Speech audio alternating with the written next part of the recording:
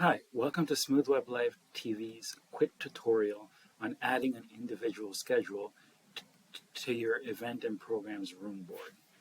So let's add a time here from 2 o'clock until 3 o'clock. Let's say that we're meeting Texaco.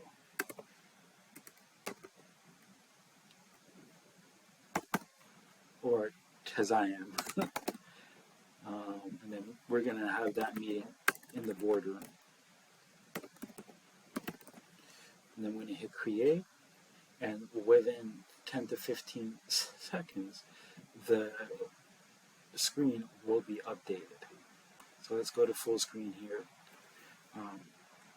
to get a better view.